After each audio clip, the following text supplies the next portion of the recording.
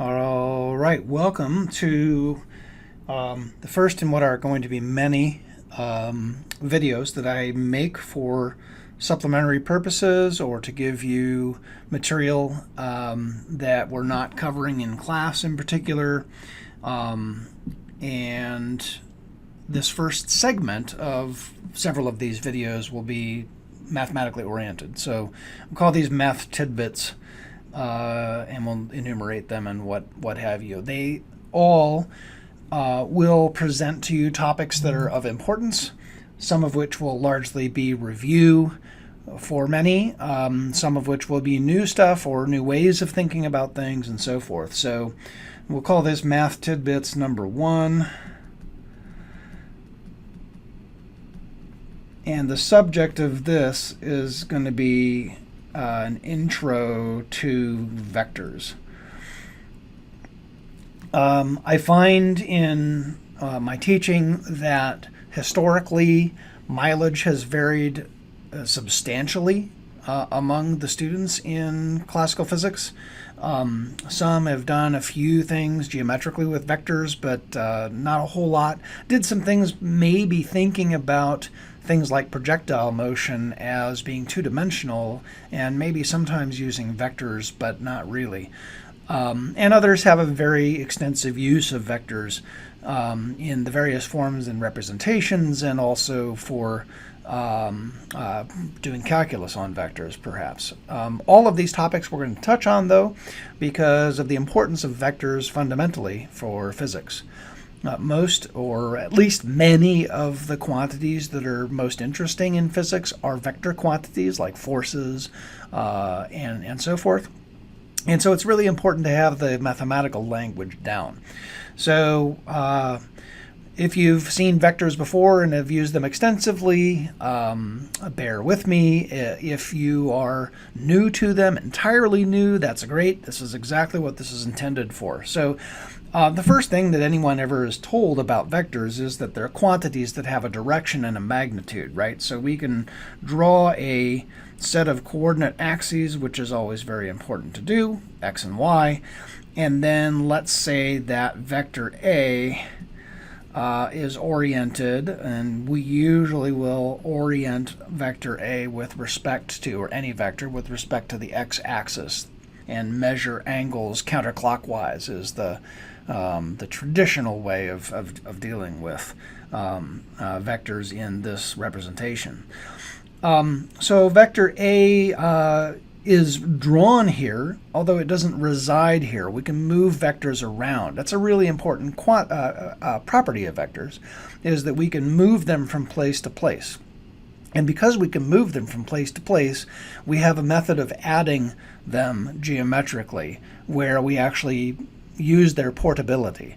And I'll demonstrate that really quickly here. But let's say we've got vector B, a second vector, and we'll make vector B kind of interesting. We'll make it like this. So that theta B is right up along at 90 degrees, let's say.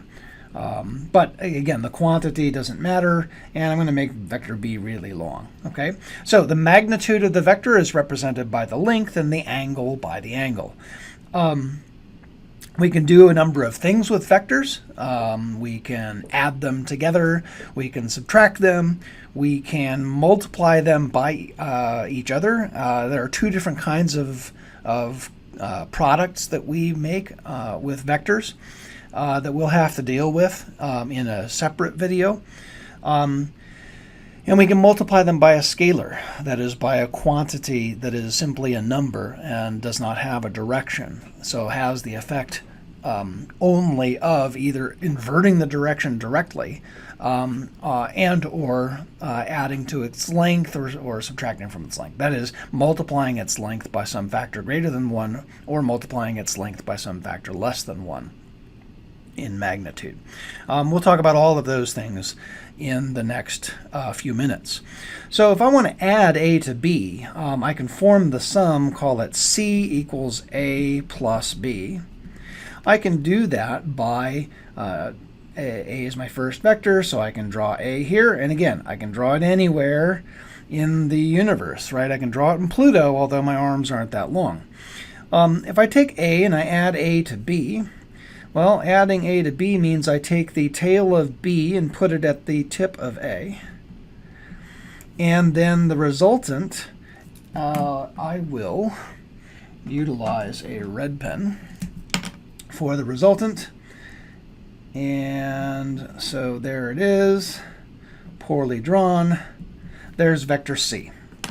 And C is the sum of A to B. So I go from the tail of the first to the tip of the last.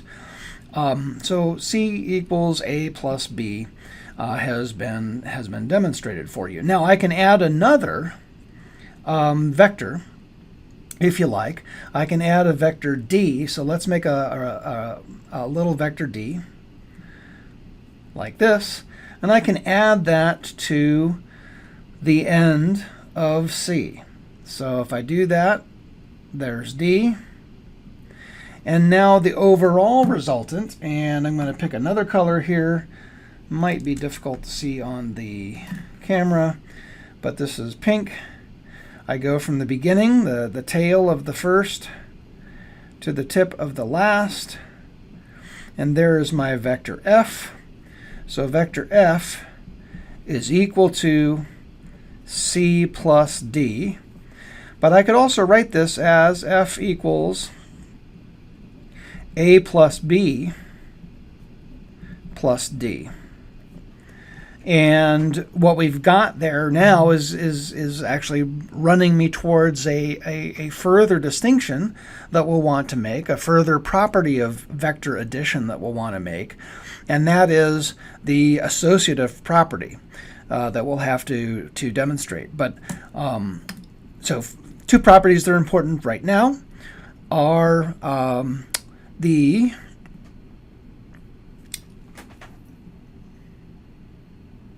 commutative property. Sorry, a brain fart there.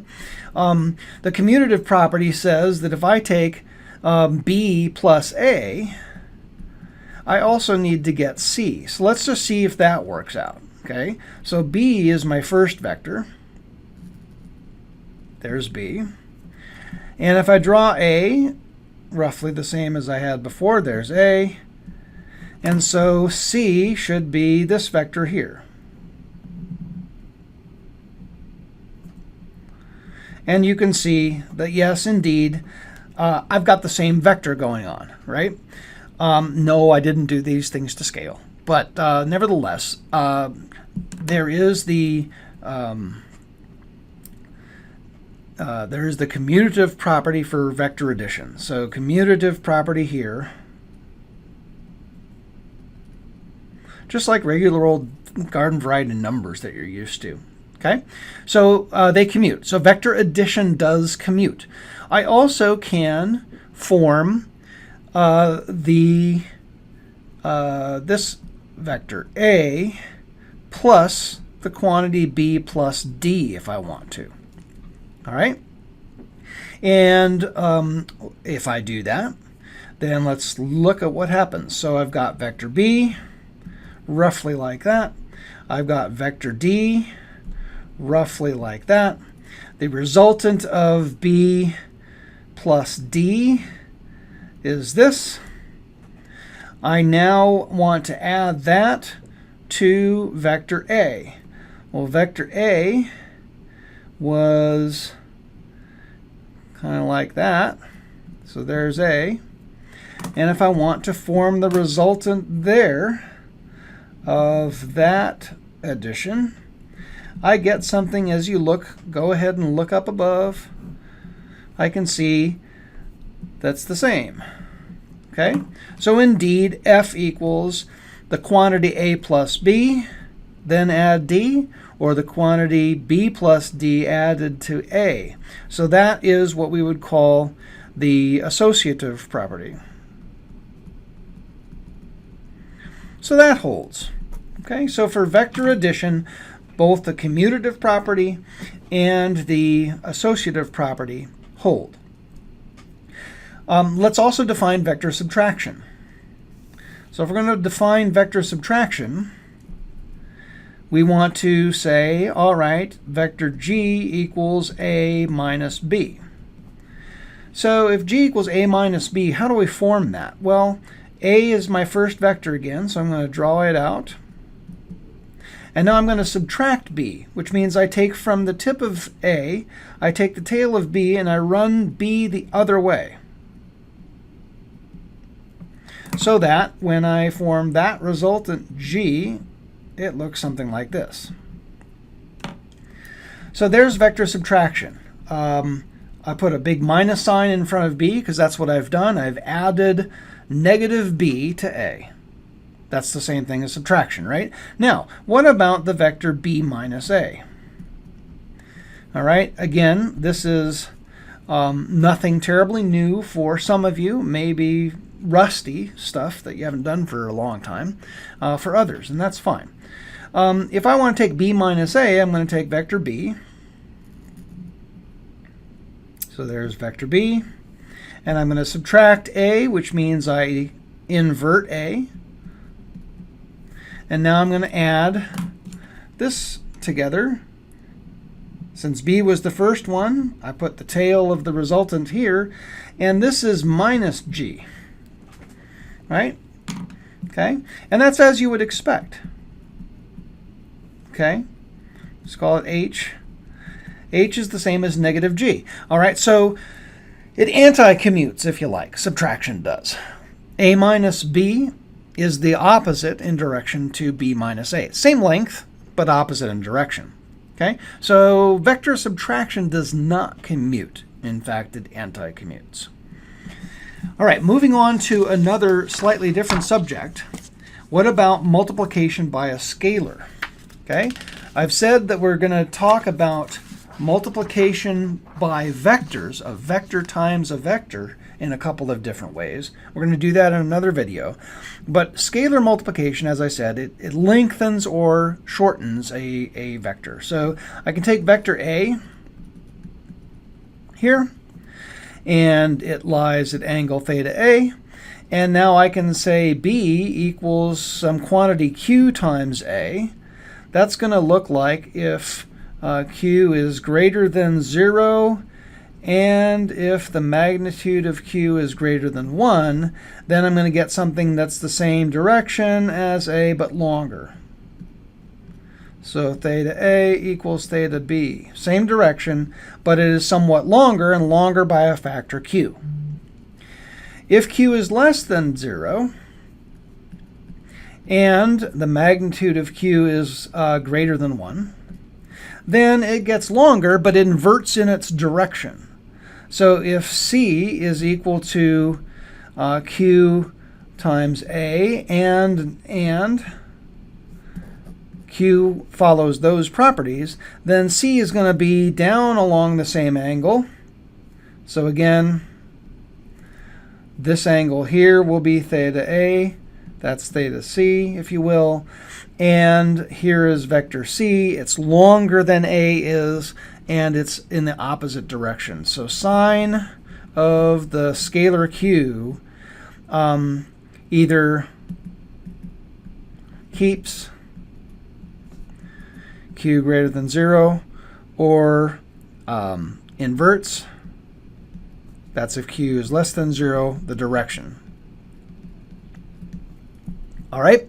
And finally then, just another distinction quickly. If the magnitude of Q is less than 1, then I get something that takes vector A like this. So let's say D equals Q times A, but now Q's magnitude is less than 1, theta A. Then theta D will equal theta A, and D will be given by this. So same angle, but now it's gotten shorter. All right, none of this is too terribly taxing, I believe. One last thing for this particular video is the concept of the unit vector. A unit vector has length 1. It has, oddly enough, given the name of it, it doesn't have any units. It's a scalar magnitude, no units to it at all, and the value of the magnitude is exactly 1. We form these You can form these unit vectors, which would symbolize by a hat or a caret over the letter. You form these by taking the vector A and dividing by its magnitude. So I can write the magnitude of vector A like this, or I can write the magnitude of A just by itself like that. Either way is fine. And so this, by its nature, it's a vector still, right? Because I'm taking a vector, and I'm multiplying by a value of q that's equal to 1 over a. Well, 1 over a is 1 over the magnitude of the vector a, and so if I multiply that vector a by 1 over its magnitude, I'm going to get something that has length 1. All right, so same direction, but unit length. So we will see these in practice a lot. Most commonly, what we will find, what we'll be using is unit vectors for the cardinal directions of x, y, and z. We will talk about and use, when we represent vectors by their components, unit vectors I hat and j hat and k hat that go along those directions. Anyway, that's for future. The definition of a unit vector, though, is important. It is a unit long, a length 1 vector that's in the same direction as the vector of interest. In this case, we've done it for vector A, but it can be done for any vector at all. All right, that's enough for Math Tidbits number 1. We will next move on to a discussion of the different kinds of products in video number 2. So stay tuned for that, and thanks for your attention.